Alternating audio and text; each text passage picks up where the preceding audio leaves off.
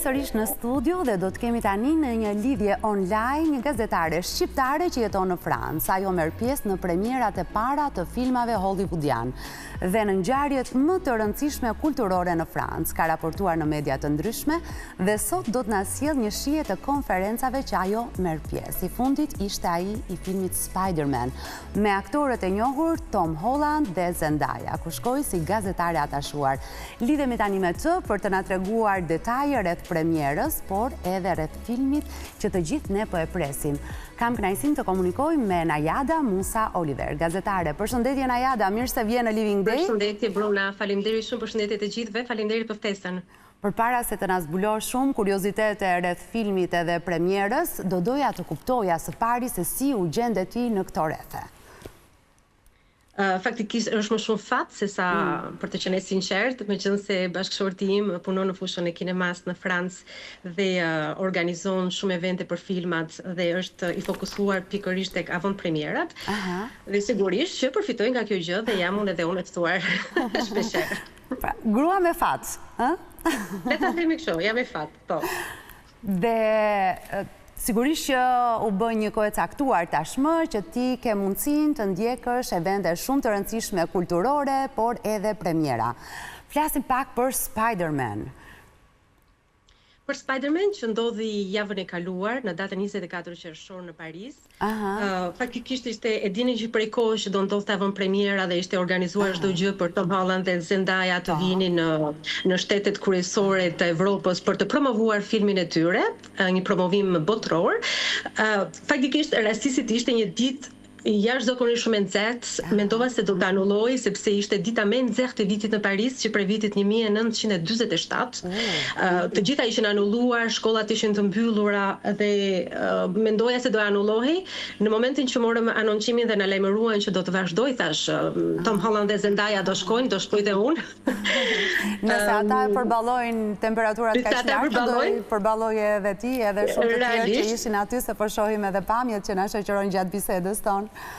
Dhe organizimi ishte spektakolar, ishte një spektakël, avantpremierat janë vërtet spektakël më vete, ka një organizim shumë të ndërlikuar sepse ndodhin live dhe janë kontrata që lidhen me disa artistëve regjisorëve për promovimin e filmave dhe janë shumë të ndërlikuar sepse përfshin shumë njerëz, siç mund të shihni, kjo është pjesa e jashtme e avantpremier. Temperaturat ishin 46 gradë Celsius, ishin njerëzit mund ta shihni që shtyheshin për të parë dhe për të marrë kartë vizitat nga Tom Holland dhe Zendaya.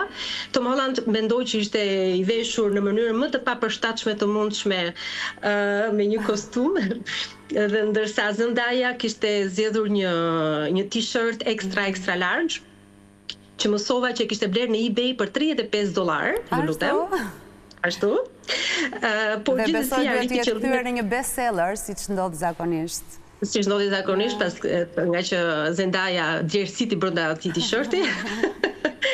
Por ishte një zgjedhje shumë e mirë nga Zendaya sepse ishte shumë e lirshme, shumë e bollshme, por Tom Holland vuante goxha. Ishte një vapë të mërshme dhe i admirova akoma më shumë pas kësaj avantpremiere për faktin që qëndruan rreth 55 minuta jashtë, ne të gjithë ishim brenda në sallë që kishim hyrë më përpara me ftesat për të zënë vend. Ata kanë qëndruar jashtë pothuajse 1 orë vetëm për të dhënë autografe në një vapë të tmerrshme. Mendova se ata do vinin diku me helikopter, do futeshin në një sallë dhe do ishin komplet izoluar, por jo, me një thjeshtësi jashtë normales, me një durim të jashtëzakonshëm gjatë gjithë kohës me buzëqeshje, qëndruar me njerëz për që afruan, dhanë autografe dhe nuk largoheshin deri në momentin e fundit. Nga ana tjetër mësova që edhe dihet që janë kontrata që lidhen dhe ata janë kontratë që duhet të qëndrojnë, të japin autografe, por gjithsesi ka një limit. Ishte jashtë, për mua ishte jashtë njerëzore që të qëndrojen atë vapë për të dhënë.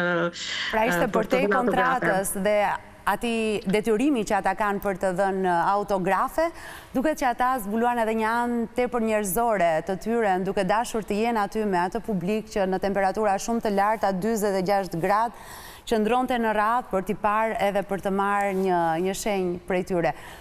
Thua me gjithë të drejtën e botës që janë magjike premierat e filmave. Çfarë nuk sheh asnjëherë publiku? Pra, nëse mund të më sjellësh një copëz magjie, siç e ke përjetuar ti, por që publiku për fat keq nuk arrin ta shohë në ato që përcillen përmes videove të ndryshme kështu me radhë. Nëse kam parë në televizor dhe kur bëj diferencën është që kur shkoj avon premiera që transmeton në televizor, janë gjithmonë flasin më shumë për veshjet edhe për filmin, por veshjet edhe pjesa e fotografisë që për të treguar është thjesht një sekuencë, ata vijnë, janë të organizuar, janë shumë serioz në punën e tyre, e marrin shumë seriozisht pjesën që janë aty për të promovuar, janë aty për të punuar në fund të fundit, nuk janë thjesht për të shitur t-shirt edhe mod, për të bërë mod. Publiku mban vetëm pjesën e modës, çfarë veshën, çfarë marke është, janë takat e Zendayës, por ata janë shumë serioz, e kupton edhe e ndjen që në të vërtet nuk është e rastësishme për të arritur aty ku janë. Kanë punuar, janë të disiplinuar dhe kanë një durim të jashtëzakonshëm. Është shumë e lodhshme, edhe për unë që jam e ftuar është e lodhshme të shkosh, të presësh, të vi derisa janë kohë shumë të zgjatura, janë të rrethuar nga shumë njerëz, shumë fotograf. Dhe kuptoj se ky është emëruesi i përbashkët i të gjithë personaliteteve që ti ke mundur të takosh, të intervistosh, të jesh në të njëjtat ambiente në këto evente kulturore dhe premiera të filmave. Cilët janë disa nga emrat që do të më veçoje, që të kanë bërë përshtypje, për një arsye që ti e zgjedh vetë? Leonardo DiCaprio më ka bërë shumë përshtypje. Pavarësisht se ishte shumë pak me distancuar, kuptoj e vërtet që ishte një star hollywoodian i jashtëzakonshëm, por kur hyri në sallë, kishte një energji në sallë që nuk ishte kryer ajo energjia për faktin që është Leonardo DiCaprio, sepse kam parë edhe Brad Pitt, Tom Cruise, por Leonardo kishte një energji elektrizuese, domethënë që krijoi një lloj, kur hyri në sallë krijoi një lloj pauze që wow, është Leonardo, 2 sekonda pauzë, asnjë nuk fliste dhe pastaj dëgjuam pyetjet e përgjigjet. Më ka bërë shumë përshtypje energjia që më dha, sepse edhe kjo kalon shumë në avantpremier, e kupton faktikisht këta janë njerëz shumë karizmatik, kanë energji dhe një aura, nëse është një term i sakt, një aura të jashtëzakonshme dhe asnjë gjë nuk është e rastësishme. Përveç se punës kanë dhe një energji të kanë një yll në ballë që e ndjen kur punon me ata ose kur shikon nga shumë afër. Po një personalitet i filmave të Hollywoodit që të ka bërë përshtypje sepse ke imagjinuar njësoj të disiplinuar apo të sjellshëm, por ka patur ndoshta një qëndrim që të ka befasuar jo për mirë këtë herë. Brad Pitt për filmin pavarësisht është shumë i bukur live se sa në televizor. Nuk më pëlqeu shumë për faktin sepse erdhi. E besoj, ta garantoj. Dhe është do ditë më i bukur, por gjithsesi nuk e vlerësova shumë faktin që ishte për filmin Babiloni. Kishim 6 orë që prisim brenda në sallë, sepse ishte organizim shumë i madh, kishte një shfaqje përpara me këngëtar, me artist. Erdhi dhe njerëzit prisnin se ka shumë njerëz që presin jashtë, sepse anoncohet që thuhet që avantpremier do të ndodhi në datën 24 qershor. Dhe njerëzit që janë vërtet amator, nuk kanë as ftesa as bileta, mbajnë radhë një ditë para, qëndrojnë aty, domethënë japin nga vetja e tyre, nga energjia e tyre, nga koha e tyre për të qëndruar. Brad Pitt erdhi dhe përveç se erdhi dhe nuk ndaloi të takonte asnjëri, por mbajti dhe një maskë gjatë gjithë kohës, dhe nuk ishte fare periudha e Covidit, se e kuptoj me Covidin ish përfilli të gjithë ata adhurues të tij që qëndronin në radhë dhe vendosja e maskës ndoshta ka qenë edhe pak fyese për ata?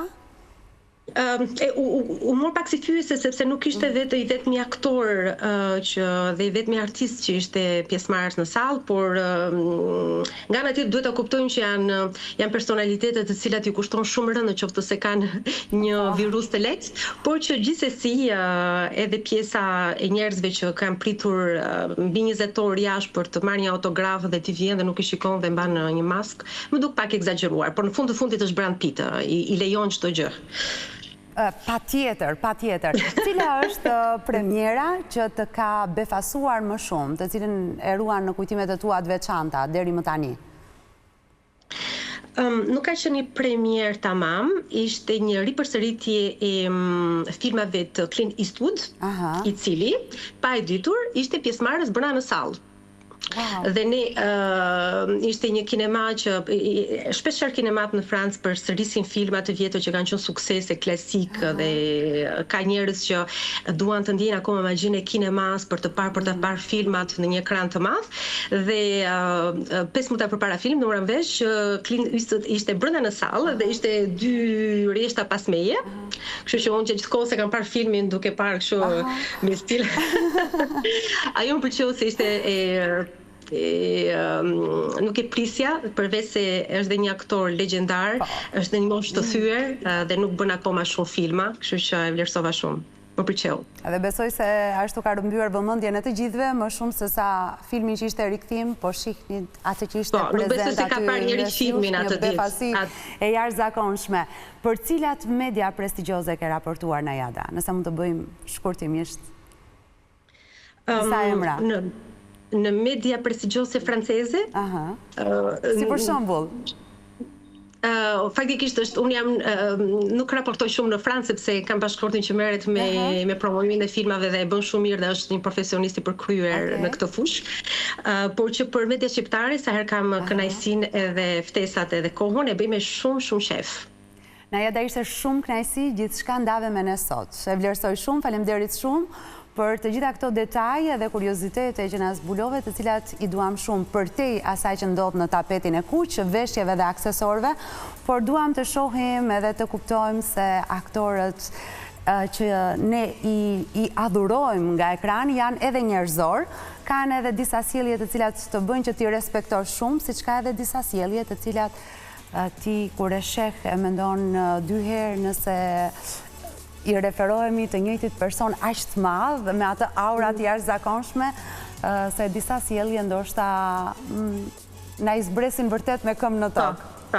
Po gjithsesi shumica janë dhe këtë me bindje të plot në 95% të rasteve janë njerëz që duken shumë të jo të aksesueshëm, sepse nuk munduam asnjëherë t'i aksesonim pas nga që kemi vajtur për një javë premier aty, por janë shumë të thjeshtë dhe duken që janë njerëz që kanë punuar, e vlerësojnë shumë dhe e dinë shumë mirë, janë shumë të zgjuar për të kuptuar, për të vlerësuar kohën e secilit dhe që kanë nevojë për publikun në fund të fundit.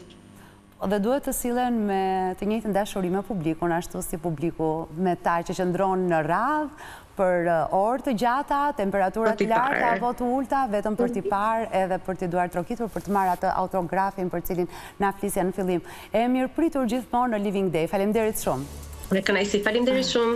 Përshëndetje, mirupafshim. Përshëndesim, faleminderit shumë edhe ju që qëndruat në shoqërinë e Living Day. Jemi në fund të takimit për sot. Mirupafshim nesër.